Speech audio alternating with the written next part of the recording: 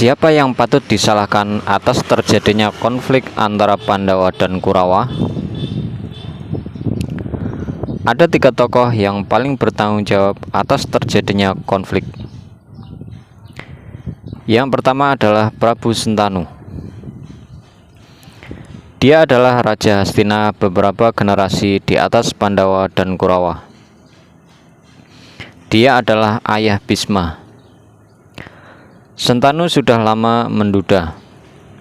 Meskipun demikian, dia adalah raja yang baik dan telah memiliki putra mahkota yang luar biasa bernama Bisma. Bisma adalah sosok putra mahkota sempurna yang bijak, sangat sakti tanpa tanding, tampan dan dicintai rakyatnya. Prabu Sentanu merusak semua itu dengan jatuh cinta pada wanita bernama Setyawati. Setyawati mengajukan syarat ketika dilamar oleh Sentanu bahwa dia bersedia jadi istri dengan syarat anaknya harus menjadi putra mahkota. Kenapa Prabu Sentanu harus bertanggung jawab? Sebagai raja kerajaan terkuat saat itu, Sentanu bisa dibilang dapat memilih wanita manapun, bahkan tidak cuma satu, dan banyak yang akan bersedia tanpa syarat. Tapi dia malah bucin dan memilih wanita yang mengajukan syarat yang mengacaukan masa depan negara. Sebagai raja, seharusnya yang utama adalah kepentingan negara, bukan kepentingan pribadi. Kalau dia mengambil keputusan yang benar, maka kerajaan Hastina akan dipimpin oleh Bisma dan keturunannya, tidak ada Pandawa ataupun Kurawa. Yang kedua adalah Bisma. Bisma adalah putra mahkota Hastina yang dengan sukarela melepas tahtanya demi bapaknya yang bucin. Setelah bersumpah di hadapan Setyawati bahwa dia rela melepas posisi putra mahkota dan tidak akan menuntut menjadi raja, ternyata Setyawati belum puas. Dia masih khawatir kalau anak keturunan Bisma kelak akan menuntut hak pada keturunan Setyawati. Dan Bisma pun kembali bersumpah kalau dia tidak akan menikah ataupun punya keturunan seumur hidupnya. Ini juga belum cukup karena Sentanu tidak yakin keturunannya dengan Setyawati akan ada yang sekuat dan sebijaksana Bisma.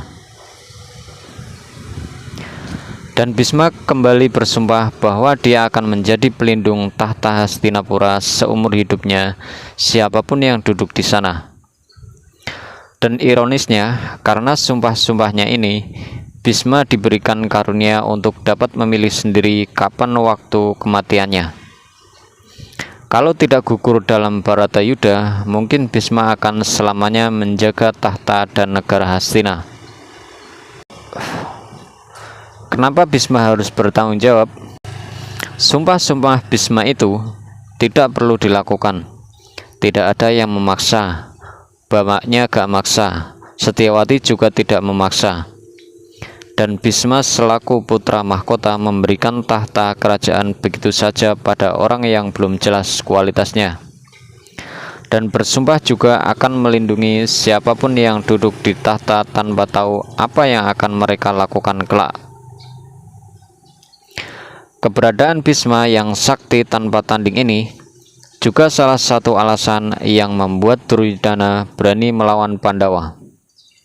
Akhirnya, Bisma yang bijaksana menjadi tidak bijaksana karena menempatkan kepentingannya pribadi ayahnya di atas kepentingan negara dan rakyatnya. Jika Bisma mengambil keputusan yang benar, Bisma akan menjadi raja dan diteruskan keturunannya, tidak ada Pandawa ataupun Kurawa. Atau Bisma tidak bersumpah melindungi siapapun yang duduk di tahta, maka dia sebagai sesepuh sakti tanpa tanding akan dapat dengan tegas memutuskan konflik Pandawa Kurawa tanpa perang karena keputusannya akan dihormati kedua belah pihak. Ini sebenarnya sempat dilakukan Bisma yang menyarankan Dhritarashtra untuk memberikan sebagian wilayah Hastina kepada Pandawa.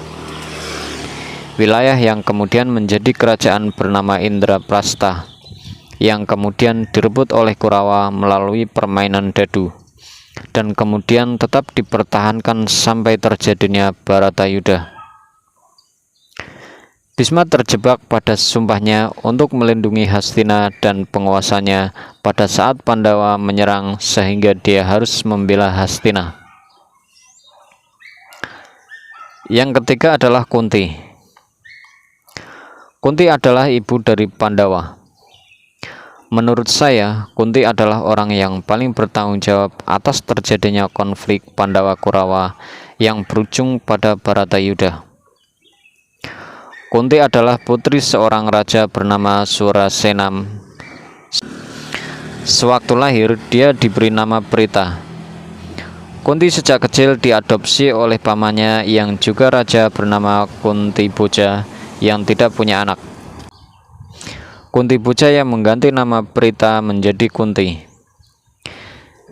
Di masa Kunti masih ABG, Kuntiboja kedatangan seorang resi terkenal bernama Durvasa. Durvasa sendiri lahir dari amarah, dewa Siwa yang sengaja dibuang oleh Siwa keluar tubuhnya dan masuk ke rahim seorang wanita.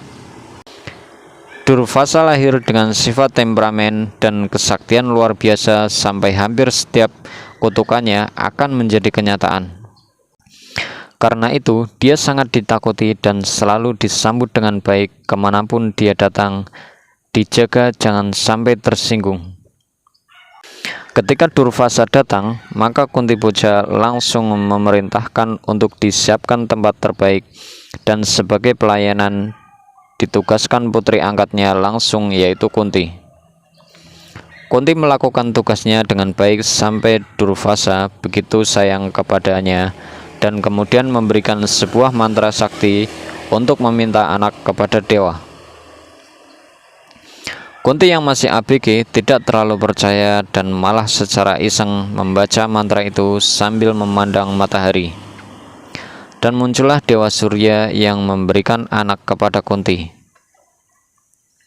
Kunti yang panik karena tiba-tiba hamil, mengadu pada Durvasa yang kemudian dengan kesaktiannya membantu mengeluarkan anak dalam kandungan Kunti melalui telinga untuk menjaga keperawanan Kunti.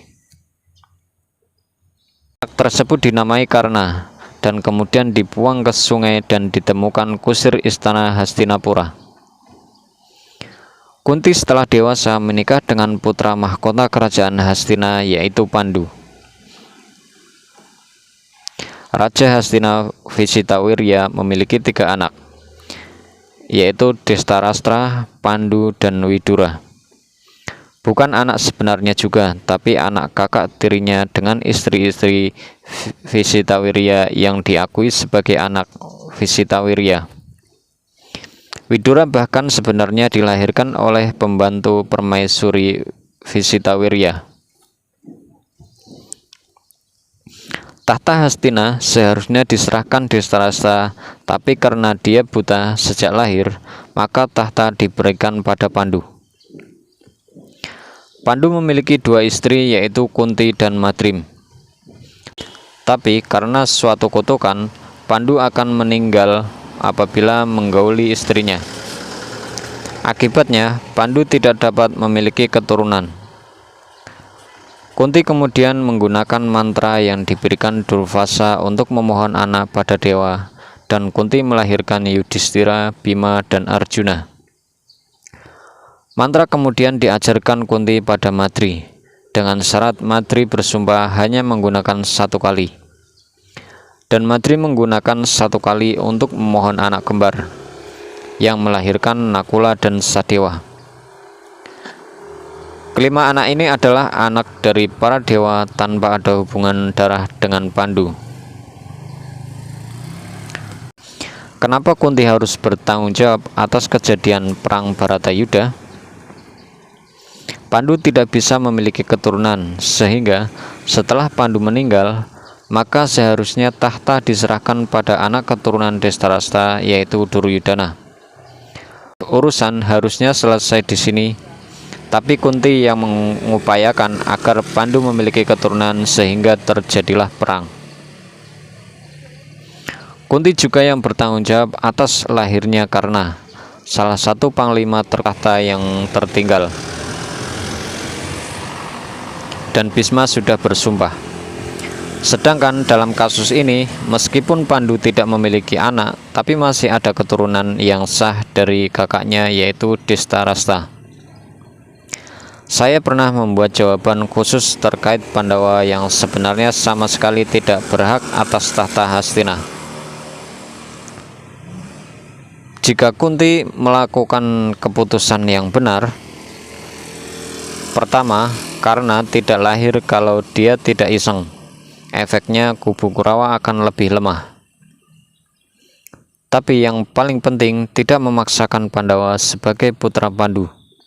Salah satu dasar yang membuat Duryudana merasa lebih berhak atas tahta Hastina adalah dia tidak mengakui Pandawa sebagai sepupunya atau Trahkuru.